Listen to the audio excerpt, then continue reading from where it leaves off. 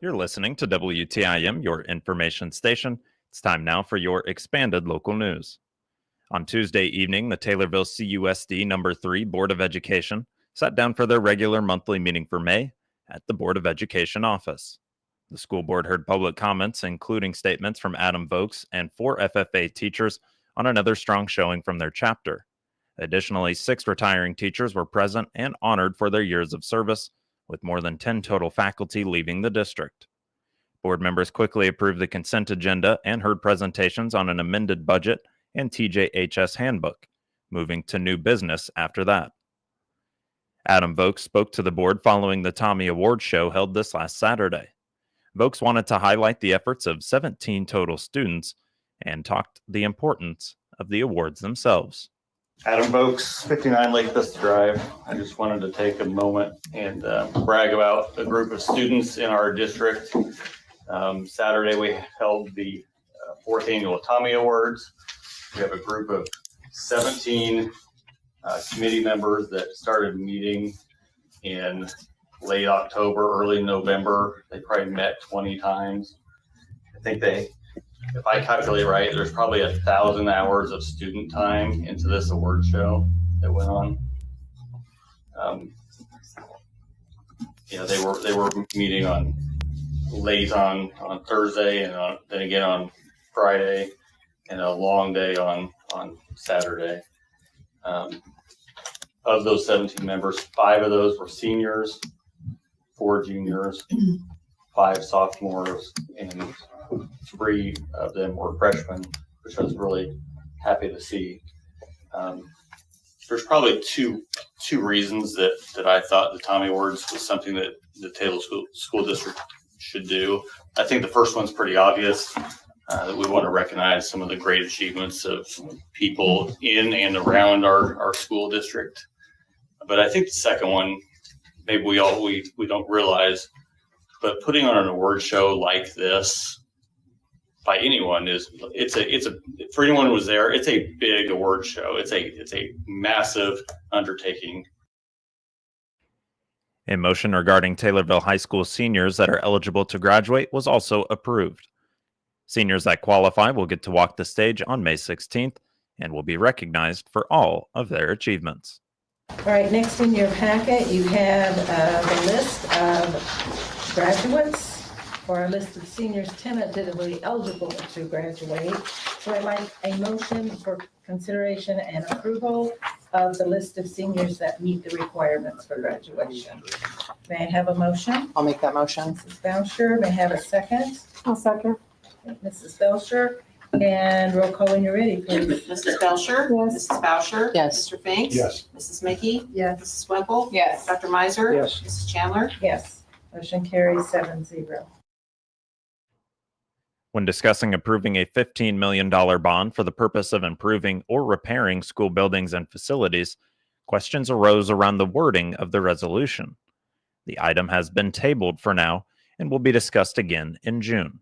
No, this is this does not go on affect the taxpayers. You're already paying this when you shop here locally in Christian County. It's your one-cent sales tax, and we're able to use this for Fund 60, which is capital projects, or you can put into Fund 30, which you can ask for a bond, which is what we are seeking, so we can begin some of these projects that the building committee has recommended to the board. All right, may I have a motion to approve this resolution? So moved. Dr. Miser, may I have a second? I'll second it. Mrs. Mickey, any other questions? I have a question, please. I would like, as to paragraph 2, where you're listing the purposes for the bonds, I would like to propose that the words building and erecting be included in the description of paragraph 2.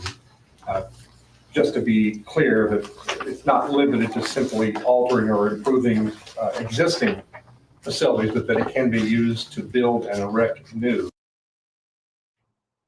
The board and members of the public also heard from the superintendent during her report.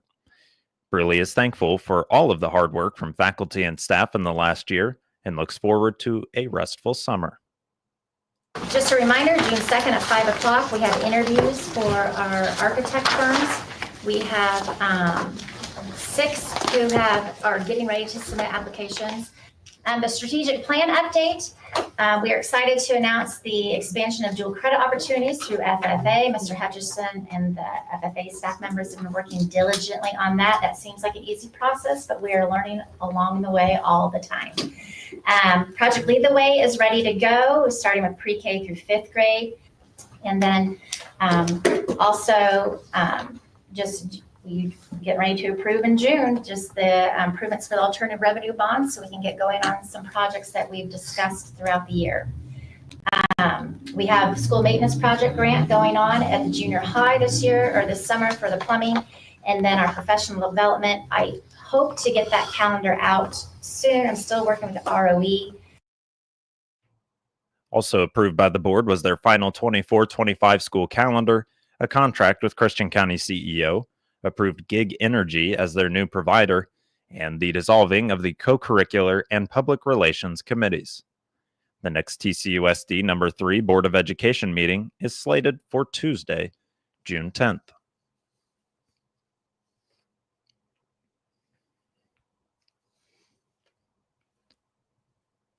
The co-owner of the Shadow Box nonprofit thrift store in Taylorville was Tuesday's guest at the weekly meeting of the Taylorville Kiwanis Club at the Moose Lodge. Keith Boston visited with the Kiwanis Club, sharing how he and his wife Shannon founded the nonprofit organization and store in 2005, then on the Taylorville Square. The 501c3 nonprofit first benefited the Shadow Home for Women and Children in Taylorville. Boston said that due to the continued growth of the store, it's now able to help fund not only the Shadow Home, but food pantries in Taylorville, Edinburgh, and in Kincaid. Boston shared his wife's passion for not only raising money for the Shadow Home, but also to help the community. Shadow Home was the main reason why she started it. But it wasn't a week or two in to realize that Shadow Box was probably going to benefit the community 10 times more than it ever was going to help Shadow Home. One of the things that she initially said was she wanted to make Shadow Box a place where a single mom with 2 kids and could come in and basically for like $50 clothe her 2 kids for school with name brand clothes. She wanted to make it a place where people that might not have anything or much could feel not like they didn't have anything. The nonprofit business closed in 2008 and reopened in 2011 in the former Free Methodist Church building on South Shumway. It then moved to larger quarters in the former Brown & Sons building on Springfield Road in 2016. Boston told the Kiwanis Club the move to the Springfield Road location enabled their venture to post growth of 10 to 25% per year, including when they reopened after COVID shut down in spring of 2020. The Shadow Box employs 7 people and continues to accept furniture and clothing donations. The Taylorville Kiwanis Club is part of a global organization of volunteers dedicated to improving the world one child and one community at a time. Weekly meetings are held Tuesdays at noon at the Taylorville Moose Lodge. For information on the club, go to TaylorvilleKiwanis.com. This will conclude the first portion of your expanded local news, and it's brought to you by Taylorville Community Credit Union. Hi, this is Will Perkins with Taylorville Community Credit Union. When you become a member of TCCU, you become an owner and have access to our great loan rates, earn great dividends on our deposit accounts, have access to our full range of financial products, and will receive personal attention from people you know. Membership is open to anyone who lives or works in Christian, Montgomery, and Shelby County. We are conveniently located in Taylorville, Hillsboro, Litchfield, and Pana. You can also visit us online at www.tccu.org. Come join us. You'll wonder why you waited. Member NCUA. Firefighters from across Illinois gathered in Springfield today to remember those who died in the line of duty. The annual Illinois Fallen Firefighter Memorial was held on the Capitol grounds, where the firefighter statue served as a reminder of the ultimate sacrifice that many have made. Following the memorial, the Medal of Honor ceremony took place at the Bank of Springfield Center. Several members of the Taylorville Fire Department were recognized for their outstanding service. Assistant Chief Cody Rogers, he received the Firefighter Excellence Award for his professionalism and dedication while on duty. Firefighters Kobe Wheaton, Andrew Watson, and Lucas Smalley were honored with the Firefighter Excellence Unit Citation, which is given to teams showing exceptional teamwork and service during emergency responses. The recognition highlights the Taylorville Fire Department's strong commitment to protecting the community with not only courage, but professionalism.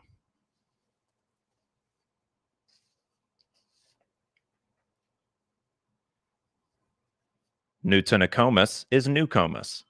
It's a recently formed organization that combined the efforts of multiple groups into one, but with the same focus on bettering Nokomis. Farmers markets in Nokomis have been around for years, and although this year comes with a change of scenery and some added dates. Trevor Loafman, a member of Nokomis, discusses the farmers market and the changes that were made. Nokomis farmers markets now run on Wednesday from 4:30 to 7:30 p.m. and on Saturday from 8 a.m. to 2 p.m. Nokomis Farmers Market has typically been at the grain elevator, which M&M Service now has, and they've been such gracious hosts for so long. We thought we'd maybe try to change it up a little bit and move it up to the park with a nice park setting. We got plenty of room around the square of the park there in town, just off Spruce Street, South Spruce, south of Route 16, about a block. Beautiful park area. I think it'd be a great place to have, your farmer market vendors pull up and be able to sell their products and hopefully help out the town and the people in the town to get some nice fresh vegetables. We're looking at also having some artisan vendors in. So if there's anybody out there that wants to, join up, we have an email. We've got a few local and somewhat local acts. I know May 14th, we've got Carrie Lee. June 4th, we have Molly Seaton. July 2nd, we have the Trailblazers. We have a few other dates with Molly Seaton, and I do believe we're still trying to book out some other dates for events for musical acts. We're looking at every Wednesday evening and Saturday morning, May 14th to October 15th. We're 4:30 to 7:30 on Wednesday evenings, and on Saturday mornings, we're 8 a.m. to noon. And after a well-attended breakfast with beer bellies last year, the organization has decided to bring it back on June 7th. Loafman gives some background as to when Nokomis started and how it came to be. Find out more about Nokomis by visiting their Facebook page. You can also email them at newcomisevents@gmail.com. Trevor Loafman appeared as a guest on the WTIM Pana Morning Show. This will conclude the second portion of your expanded local news, brought to you by CNB Bank and Trust. In Taylorville, we know the value of getting more for your money, and at CNB Bank and Trust, our premium checking account delivers just that. Earn interest on your balance and unlock buzzing perks like local discounts, roadside assistance, and cell phone protection just for banking where you live. Stop by our Taylorville branch today and experience banking with extra benefits. CNB Bank and Trust, helping to open doors since 1854. Member FDIC, Equal Housing Lender. Moving now to obituaries, which can be found at TaylorvilleDailyNews.com and are brought to you by Sutton Memorial Home.